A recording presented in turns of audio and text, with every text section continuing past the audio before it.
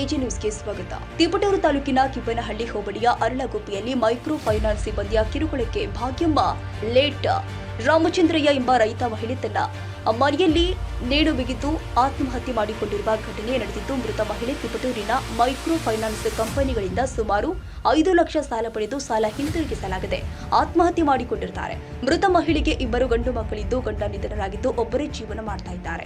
ಈ ಗ್ರಾಮದಲ್ಲಿ ಇದು 3ನೇ ಘಟನೆ. ಇದುವರೆಗೆ 3 ಮಹಿಳೆಯರು ಆತ್ಮಹತ್ಯೆ ಮಾಡಿಕೊಂಡಿದ್ದು, ಸದರಿ ವಿಚಾರವಾಗಿ ಸುಮಾರು ಬಾರಿ ತಾಲೂಕು ಆಡಳಿತಕ್ಕೆ ಗ್ರಾಮಸ್ಥರು ಮನವಿ ಪತ್ರ ಸಲ್ಲಿಸಿದ್ರೂ ಕೂಡ ಪ್ರಯೋಜನವಾಗಿಲ್ಲ.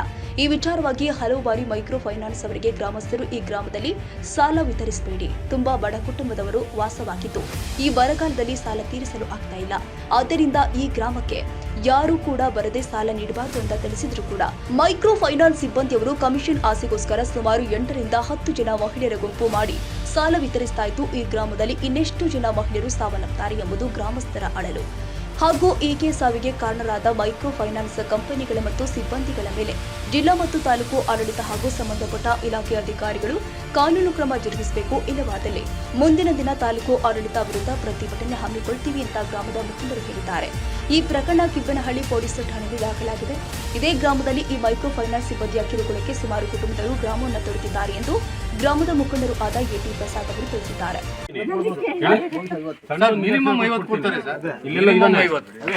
ನಾನು ಹುಡುಗ ಹತ್ರ ಇಂಟ್ರೂ ಮಾಡ್ತಿದ್ದೆ ಸರ್, ಆ ಹುಡುಗ 56,000 ರೂಪಾಯಿ ಕಟ್ಟಬೇಕಂತೆ ಸರ್ ತಿಂಗಳಿಗೆ. ಈಗ ನನ್ನ ಜೊತೆ ಮಾತಾಡ್ತಾ ಇದ್ದ 15 ಸಂಘ ಸಾಲ ಕೊಟ್ಟಿದೆ ಅಂತೆ, ತಿಂಗಳಿಗೆ 56,000 ರೂಪಾಯಿ ಸಾಲ ಕಟ್ಟಬೇಕಂತ.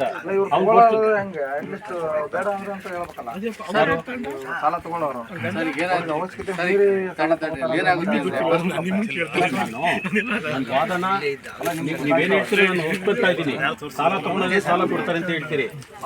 ನಮ್ಮ ಹಳ್ಳಿ ಜನಕ್ಕೆ ಹೆಂಗೆ ಅಂದ್ರೆ ದುಡ್ಡು ಸಿಗ್ತಾ ಇದೆ ಅನ್ನಂಗಿದ್ರೆ ಮುಂದೆ ತೀರ್ಸೋದ್ ಹೆಂಗೆ ಅಂತ ಯೋಚನೆ ಮಾಡಲ್ಲ. ನೇಣು ಹಾಕೊಂಡಿದ್ದಾಳಲ್ಲ ಸರ್, ಯಾವ್ದು 10 ಪೈಸದ ಯಾವ್ದು ಎಕ್ಸ್ಪೆನ್ಸಸ್ ಇಲ್ಲ, ತಗೊಂಡು ಏನಕ್ಕೋ ಖರ್ಚು ಮಾಡಿರೋದೆ, ಮಕ್ಳಿಗೋ ತಪ್ಪು ಅವ್ರಿಗೂ ಖರ್ಚು ಮಾಡಿರೋದಲ್ಲ. ಆ ಅಮ್ಮ ಒಬ್ಬರ ಹತ್ರ ಒಂದ್ ದಿವಸ ಒಂದು ಮಾತು ಕೇಳ್ಕೊಂಡಾಳಲ್ಲ.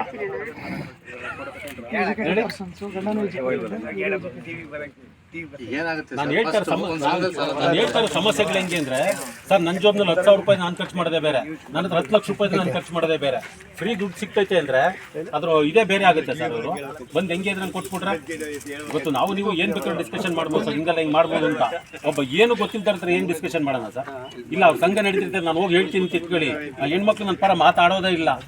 ನನ್ನ ಮಗಂಗೆ ಓದ್ಸಕ್ಕೆ ಹಾಕಂತಿದ್ದೆ ನಾನು, ನನ್ನ ಮನೆ ಹಾಳು ಮಾಡಿರು ಅಂತಾರೆ. ಆ ಫ್ಯಾಮಿಲಿ ಹಂಗಂತ ದೂರ ತವತ್ ನನ್ನ. ಅದಲ್ಲ ನನಗೆ, ನನ್ನ ದೂರ್ಲಿ ಬೇರೆ ಕ್ವಶನ್. ಇವತ್ತು ಬದುಕಬೇಕಲ್ಲ ಸರ್ ಅವರು.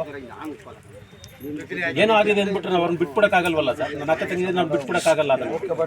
ಈ ರೀತಿ ಬಂದಿರ್ತಾರಲ್ಲ ಗ್ರೂಪ್, ನಾವು ಅವ್ರಿಗೇನೆ ಒಂಥರ ಇದನ್ನ ಮಾಡಿ ಮನವರಿಕೆ ಮಾಡ್ಬೇಕು.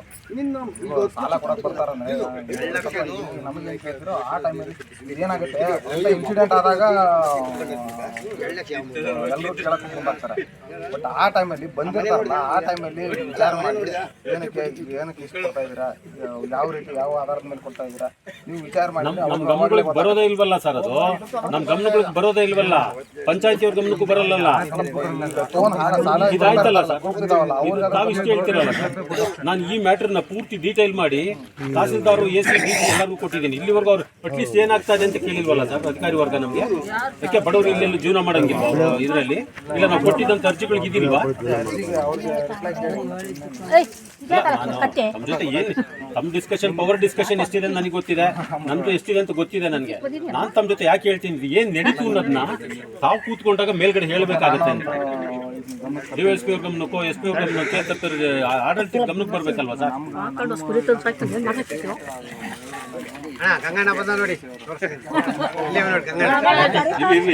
ಇಲ್ಲಿ ಯಾರೋ ಒಬ್ಬರು ಹೇಳೋದಲ್ಲ.